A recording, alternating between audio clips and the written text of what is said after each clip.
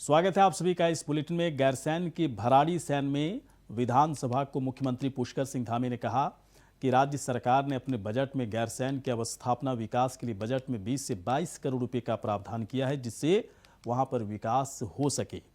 CM Pushkar Singh Dhami ने कहा कि आज भी गैरसैंण सरकार की प्राथमिकताओं में सर्वोपरि है। आपको बता दें कि पूर्व मुख्यमंत्री हरीश रावत ने 14 जुलाई को गैरसैंण की भराड़ीसैंण विधानसभा भवन में सांकेतिक तालाबंदी करने का ऐलान किया है, जिसके बाद प्रदेश में एक बार फिर गैरसैंण का मुद्दा गरमाने लगा है।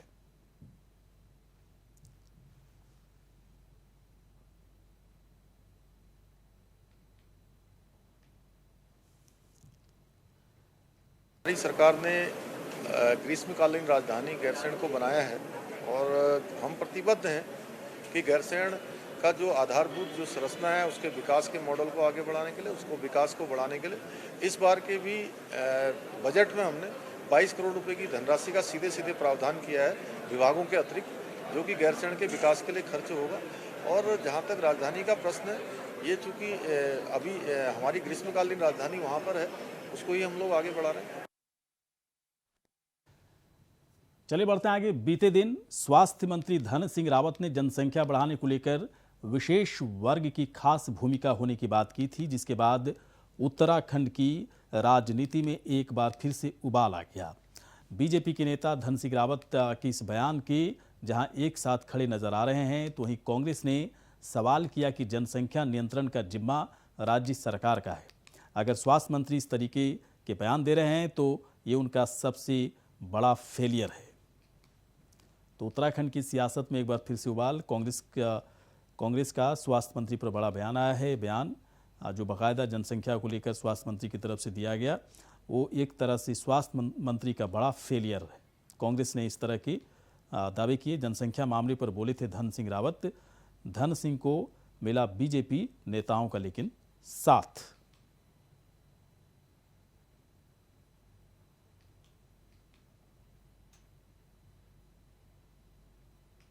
मुख्यमंत्री जी का सबसे बड़ा फेलियर है अगर वो जनसंख्या नियंत्रण में असफल रहे हैं तो। अगर वो कह रहे हैं कोई विशेष वर्ग कर रहा है, तो ये क्या कर रहे हैं? क्यों नहीं कार्रवाई कर रहे हैं? क्यों नहीं उसकी व्यवस्था कर रहे हैं कि कैसे जनसंख्या को कंट्रोल करेंगे? क्यों इतना बड़े राष्ट्रीय कार्यक्रम है जनसंख्या नियंत्रण के, उसमें क्यों नहीं व्यवस्था कर रहे हैं? सरकार खाली एक राजनीतिक ध्रुवीकरण करने के लिहाज से इस तरह का बयान दे रहे हैं। अगर स्वास्थ्य मंत्री जी गंभीर हैं और जनसंख्या नियंत्रण करना चाहते हैं, जो कांग्रेस ने 1974-75 में नारा दिया था, आज से 50 साल पहले, हम दो और हमारे दो, उस सिद्धांत पर चले और उस तरीके से कार्रवाई। निश्चित रूप से कांग्रेस इस समय रसातल में है और कांग्रेस अपना मेरी समझ से आत्मविश्वास भी खो चुकी है। इसलिए जो लोग अगर भूल चूक से गलत आंकलन लगा के चले गए थे, वो लोग वास्तव में छटपटा रहे हैं बीजेपी मानी। तो हरक सिंह रावत का स्वागत करेंगे फिर आप? देखिए, ये तो समुद्र है, इसमें नाला अच्छा आए गंदा आए, ये तो समुद्र में जो है सब जाके ठीक ठाक हो जाता है। वहीं देहरादून स्थित पेट्रोलियम विश्वविद्यालय ने आज अपने 4 नए कार्यक्रम आयोजित किए, जिसमें 2 नई स्कॉलरशिप भी है। इस स्कॉलरशिप में 50 छात्रों को 5 से 12 करोड़ तक की स्कॉलरशिप वितरित की जाएगी। कार्यक्रम का शुभारंभ प्रदेश के मुख्यमंत्री पुष्कर सिंह धामी ने किया। मुख्यमंत्री पुष्कर सिंह धामी ने कहा कि यूनिवर्सिटी लगातार अलग अलग क्षेत्रों में प्रदेश के विकास के लिए भी सहयोग कर रही है, जिससे आने वाले दिनों में उनकी अपेक्षाएं विश्वविद्यालय से राज्य के दूरस्थ क्षेत्रों के लिए भी है, ताकि प्रदेश का समुचित विकास हो सके।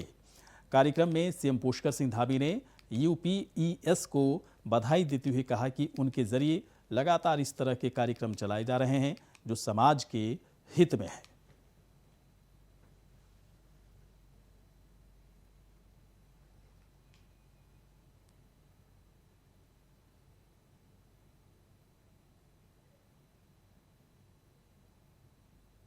तो पेट्रोलियम यूनिवर्सिटी की तरफ से चलाए जा रहे कार्यक्रम को लेकर पुष्कर सिंह धामी की तरफ से कहा गया कि उन समाज के हित में ये कार्यक्रम चलाए जा रहे हैं और इससे समाज के दूरस्थ क्षेत्रों में रहने वाले लोगों तक भी विकास की चीज़ें पहुंचेंगी।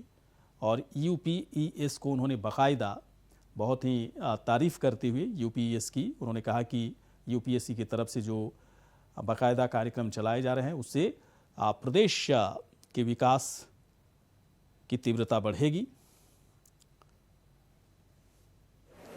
मैं बहुत बधाई देता हूं यूपीएस की पूरी टीम को, कुलपति जी को, कि यहाँ पर पहले ही बहुत सारे क्षेत्रों में छात्रों के विकास के लिए, संवर्धन के लिए, प्रदेश के अनेक सामाजिक गतिविधियों में स्कॉलरशिप के माध्यम से अपना योगदान देने वाली संस्था ने आज विजय और ज्योति, जहाँ एक खिलाड़ियों के क्षेत्र में और वहीं जो हमारे बच्चे बहुत ज़्यादा सबल नहीं हैं, उन सब बच्चों को आगे लाने के लिए, खिलाड़ियों को आगे लाने के लिए 2 योजनाएं प्रारंभ करी हैं। निश्चित रूप से इन योजनाओं के लागू होने से बहुत सारे बच्चों का प्रोत्साहन होगा, बहुत सारे खिलाड़ियों को आगे आने का अवसर मिलेगा। गठन हुआ है, पहली स्कॉलरशिप है ज्योति। ये स्कॉलरशिप उन बच्चों के लिए है जो सबल हैं, जो सबल नहीं हैं और जिनके पर इकोनॉमिकली जिनको प्रॉब्लम्स हैं, ऐसे बच्चों को पूरी ट्यूशन और ट्यूशन के साथ में उनको रहने की व्यवस्था है, यानी उनकी हॉस्टल चार्जेस भी, तो उनका टोटल फ्रीशिप है ये, ताकि बच्चों को ऐसे 50 स्कॉलरशिप, जैसा हमारे रजिस्ट्रार साहब ने कहा था, इसके ऊपर हम लोग 5 करोड़ की राशि करीब इसमें निवेश कर रहे हैं। तो ये 50 उन बच्चों के लिए जो फीस नहीं दे पा रहे हैं, पूरी फ्रीशिप के साथ में। चलिए बढ़ते हैं आगे। 14 जून से कांवड़ यात्रा 14 जुलाई से कांवड़ यात्रा की शुरुआत हो रही है, जिसे लेकर सरकार के द्वारा यात्रा व्यवस्था पुख्ता करने की पूरे दावे किए जा रहे हैं। राज्य के पर्यटन मंत्री सतपाल महाराज ने सभी कांवड़ यात्रियों से नशा मुक्त कांवड़ यात्रा जारी रखने का अनुरोध किया। साथ ही साथ उन्होंने कहा कि ऐसा करने से पुण्य की ही प्राप्ति होगी, जिसके लिए मुख्यमंत्री ने भी यात्रियों से सद्भावपूर्ण नशा मुक्त यात्रा की अपील की है। कैबिनेट मंत्री ने कहा कि व्यवस्थाओं को लेकर सरकार द्वारा बेहतर प्रबंध किए गए हैं और यात्रा की शुरुआत में कांवड़ियों के ऊपर पुष्प वर्षा की जाएगी। कांवड़ रूट पर होने वाली व्यवस्थाओं में समाज सेवी संस्थाओं से भी पानी, शौचालय जैसी व्यवस्थाओं को लेकर बेहतर बनाने का आग्रह किया गया है उनकी तरफ से।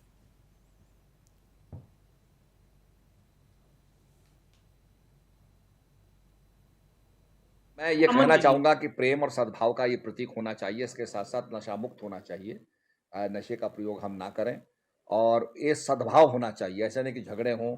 तो हमने ये हिदायत दी है, माननीय मुख्यमंत्री जी ने भी हिदायत दी है कि सद्भाव बनाते हुए और नशा मुक्त कांवड़ यात्रा करें, तो इसमें बड़ा लोगों को पुण्य प्राप्त होगा।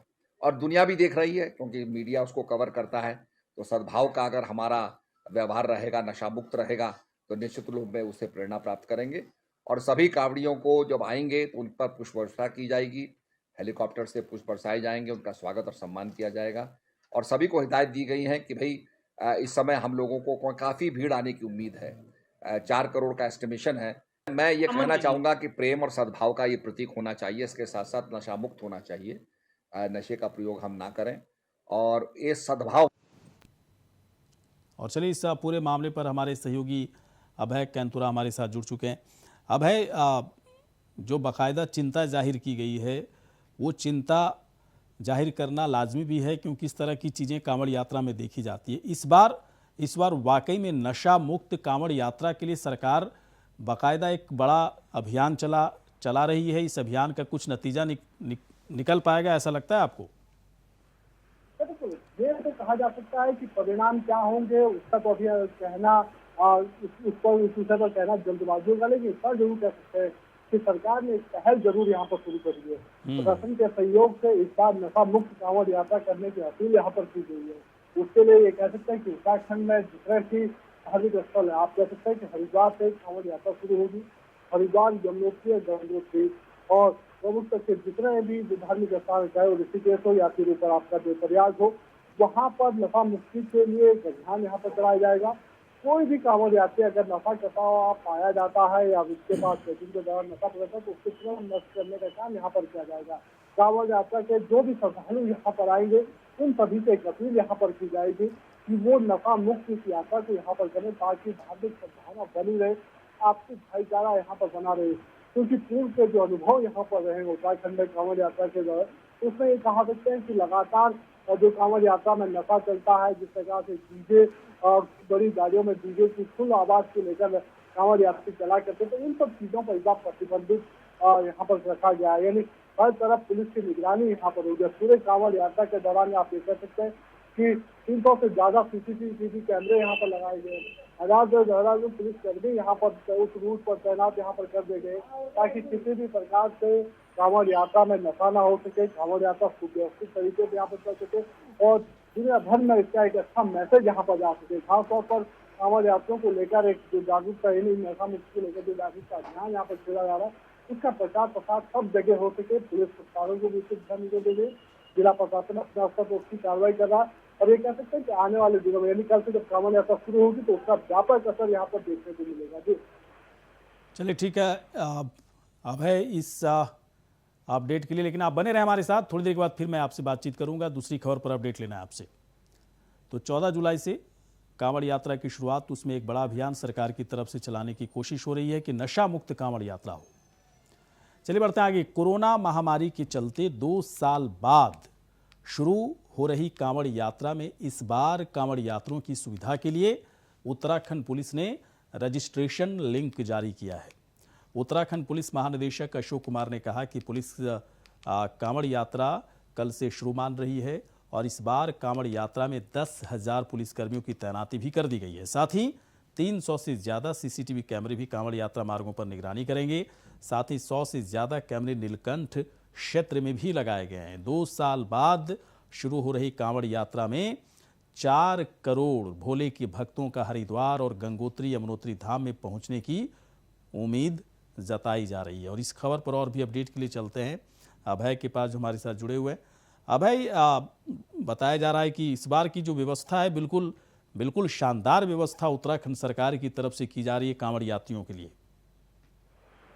बिल्कुल, ये कह सकते हैं कि कांवड़ यात्रा सुव्यवस्थित तरीके से चल सके, इस कांवड़ यात्रा का मैसेज पूरे देश और दुनिया में यहाँ पर यहाँ पर जा सके और उत्तराखंड एक अच्छे डेस्टिनेशन के रूप में यहाँ पर कम से कम तीर्थ यात्रा के लिए यहाँ पर प्रसिद्ध हो सके और जो छवि उत्तराखंड की धार्मिक चीजों को लेकर, जो धार्मिक स्थल को लेकर जो छवि उत्तराखंड की वो छवि बिगड़ ना पाए, उसके लिए पूरी व्यवस्था यहाँ पर पुलिस की तरफ से कर दी गई है। 10,000 से ज्यादा पुलिस कर्मियों की ड्यूटी इस कांवड़ यात्रा के दौरान यहाँ पर लगाई गई है ताकि पूरे सावन के कह सकते हैं कि जब तक कांवड़ यात्रा चलेगी तब तक ये सभी लोग यहाँ पर मौजूद रहेंगे और हर यात्रा को सुव्यवस्थित करने का वो काम यहाँ पर करेंगे। कांवड़ यात्रा में कोई भी कांवड़ श्रद्धालु जो यहाँ पर आएगा, उसके साथ ये कह सकते हैं कि सबसे पहले उसके साथ व्यवहार यहाँ पर किया जाएगा, उसको सम्मान यहाँ पर किया जाएगा और उसको फिर एक अपील उससे यहाँ पर की जाएगी कि वो कम से कम जिन स्थानों पर जाए उन स्थानों पर अपना भाव का जो परिचय है वो परिचय आगे देता रहे ताकि यात्रा सुव्यवस्थित तरीके से चल सके। इसके अलावा वो आने से पहले कम से कम ऑनलाइन रजिस्ट्रेशन की जो व्यवस्था यहाँ पर की गई है,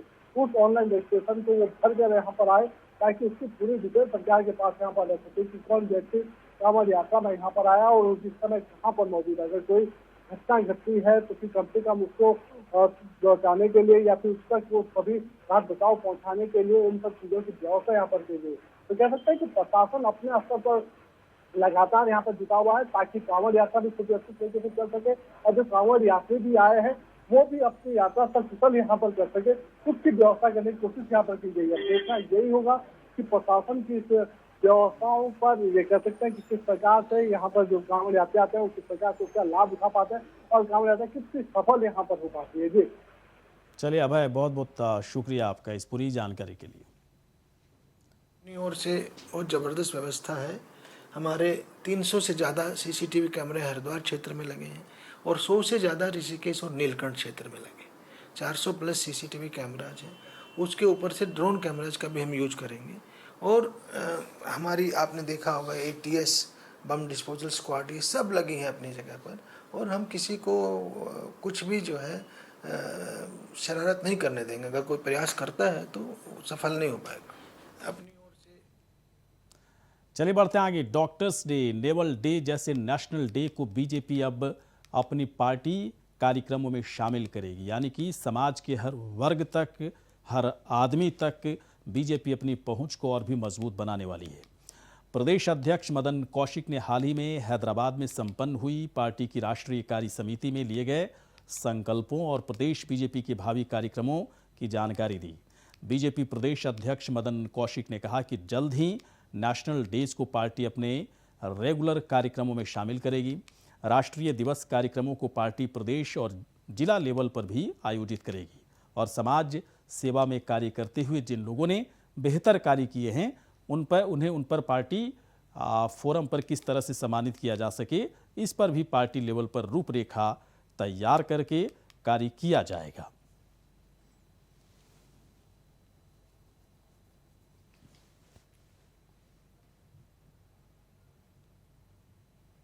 तो हर वर्ग को साधने में जुटी है बीजेपी में होगा नेशनल डे कार्यक्रम और बाकायदा चाहे वो नेवल डे हो या डॉक्टर्स डे हो, ये तमाम ऐसे डे हैं जिस पर कार्यक्रम करने की तैयारियां बीजेपी पार्टी लेवल पर अब करेगी। हम लोग जिस रूपरेखा पर काम करेंगे उसमें अभी पूरी प्लानिंग योजना हम बना रहे हैं कि आने वाले समय में समाज के बीच में काम करने वाले ऐसे लोग जो समर्पण भाव से समाज सेवा में भी काम करते हैं, जैसा नेवी में काम करने वाले, रिटायरमेंट के बाद क्षेत्र में रहते हैं, सेना में काम करने वाले, ऐसे लोगों के लिए जो एक दिन निश्चित है जो सरकारी स्तर पर, उन लोगों को हम किस प्रकार से सम्मान दे सकते हैं पार्टी के बैनर पर, कैसे उनको हम एक समाज के बीच में प्रेरित कर सकते हैं, उनको कह सकते हैं कि हाँ आपने अच्छा कार्य किया है। तो इस प्रकार की रूपरेखा। उत्तराखंड में 1 माह तक चलने वाले हरेला पर्व पर लाखों रुपए के पौधे लगाए जाते हैं। कोटद्वार में भी हर साल हरेला पर्व पर हजारों की संख्या में पौधे लगाए जाते हैं। लाखों रुपए खर्च करके ये पौधे लगाए जाते हैं। उनमें से कितने बचते हैं और कितने खराब हो जाते हैं, इसकी जानकारी किसी के पास नहीं है। हरेला पर्व के दौरान मंत्री संतरी पौधे लगाते वक्त फोटो खिंचवाकर सोशल मीडिया पर पोस्ट करने की जैसे होड़ में रहते हैं। पौधे तभी लगाएं जब उनका रखरखाव भी कर सके। डीएफओ से जब इस बारे में पूछा गया तो उन्होंने जानकारी देने से ही साफ मना कर दिया कि कितने पौधे लगाए गए थे, कितने बचे हैं, कितने पौधे खराब हो गए। हरेला के नाम पर लाखों रुपए ठिकाने लगा दिए जाते हैं। पौधे लगाकर खाना पूर्ति की जाती है। पौधे लगाना बहुत ज़रूरी है, लेकिन उससे ज़्यादा ज़रूरी है उनकी देखभाल करना। जिस जोश और उत्साह के साथ पौधे लगाए जाते हैं, क्या उसी जोश और उत्साह के साथ उस पौधे की देखभाल होती है, पानी डाला जाता है, पौधे खराब ना हो जाएं, पौधे को कोई तोड़ ना दे, कोई काट ना दे, क्या इसकी पूरी तरह से सुरक्षा प्रणाली विकसित है वन विभाग की तरफ से? वन विभाग को इसका जवाब हर हालत में देना चाहिए, क्योंकि सीएम धामी की तरफ से कहा गया कि कांवड़ यात्रा के दौरान 4 करोड़ तकरीबन कांवड़ यात्री आएंगे और हर कांवड़ यात्री से उनका अनुरोध होगा कि एक पेड़ लगाएं। तो उनके इस ऐलान का भी लोगों को ध्यान रखना चाहिए। जो हम लोग इसमें पौधा लगवाते हैं तो इसका कोई मॉनिटरिंग अलग से हुई नहीं है। मॉनिटरिंग करने पर ही पता चलेगा कि वास्तविक स्थिति क्या है। कहीं हमने किसी स्कूल में लगा दिया, कहीं दूसरे में वन क्षेत्र से बाहर, तो वहाँ पे हमारा कोई इसका मॉनिटरिंग का कोई सिस्टम नहीं है। कितने पेड़ एक बार से लगते हैं सीजन में? ये तो अलग अलग टारगेट होता है।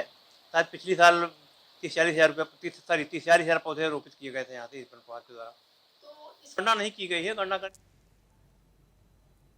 तो डीएफओ कह रहे हैं कि चलिए, हमारी सहयोगी इस वक्त कोटद्वार से जुड़ चुकी है अंजना, ये जो दावे किए जाते हैं कि इतने लाख पेड़ लगा दिए, इतने लाख पेड़ बचे हुए हैं, इतने लाख पेड़ खत्म हो गए, क्या इसका कोई रिकॉर्ड है? वन विभाग के पास रिकॉर्ड होता है या फिर हर साल हरेला में लाखों पेड़ पर लाखों रुपए खर्च कर दिए गए, देखने उखने वाला कोई है नहीं, कि कोई रिकॉर्ड रखा नहीं जाता?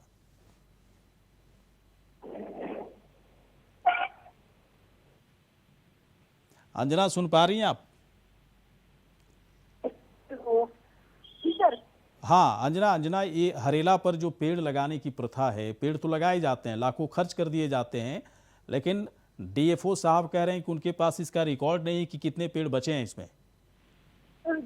जिस तरह से उत्तराखंड में हर साल हरेला पर्व मनाया जाता है और ये 1 माह तक चलने वाला कार्यक्रम होता है, लाखों पेड़ आर्टिफिशियल लगाए भी जाते हैं, लेकिन कितने पेड़ बचते हैं और कितने नष्ट हो जाते हैं इसकी जानकारी वन विभाग से बिल्कुल नहीं होती है। जो हमने इस बारे में पूछा तो उनके पास कोई सटीक जवाब नहीं दे पाए।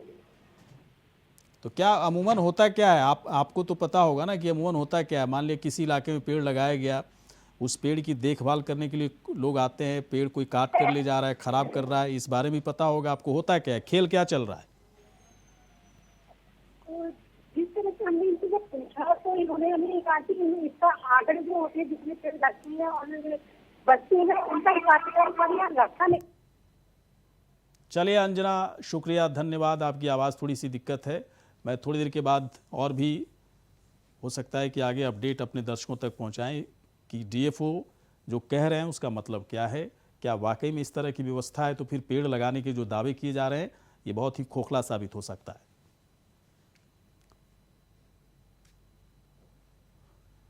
चलिए बढ़ते आगे। उत्तराखंड में पर्यटन को बढ़ावा देने के लिए राज्य सरकार कई नई योजनाओं पर काम कर रही है। अभी फिलहाल जब आईएएस के तबादले हुए तो उनमें दिलीप जावलकर से पर्यटन विभाग हटाकर अब ये नई जिम्मेदारी आईएएस सचिन को सौंपी गई है। सचिन कुर्वे पर्यटन विभाग के नए सचिव बनाए गए हैं। सचिन कुर्वे पर्यटन क्षेत्र में कई नई योजना लाने पर काम कर रहे हैं। उनका मानना है कि उत्तराखंड पर्यटन प्रदेश है और इस पर जोर देने की जरूरत है।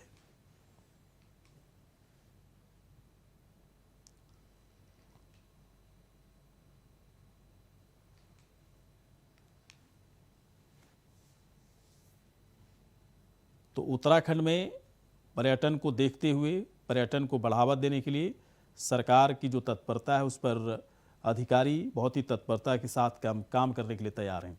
चलिए बढ़ते आगे। राष्ट्रपति निर्वाचन से संबंधित मतपत्र, मतपेटियां, विशेष कलम और अन्य सीलबंद सामग्री उत्तराखंड विधानसभा सचिवालय पहुंच गई है। मुख्य निर्वाचन आयुक्त राजीव कुमार और निर्वाचन आयुक्त अनूप चंद्र पांडे के पर्यवेक्षण में निर्वाचन सामग्री सभी राज्यों के लिए भेजी गई है। भारत निर्वाचन आयोग ने नई दिल्ली से भेजी गई सामग्री उत्तराखंड के सहायक मुख्य निर्वाचन अधिकारी मस्तू दास ने प्राप्त की। सीलबंद निर्वाचन सामग्री अधिकारियों की देखरेख में हवाई मार्ग से आज मंगलवार देर शाम देहरादून पहुंची। तो राष्ट्रपति चुनाव की सामग्री भेजी गई है। सीलबंद सामग्री दिल्ली से उत्तराखंड पहुंची है। हवाई मार्ग से निर्वाचन सामग्री को पहुंचाया गया है।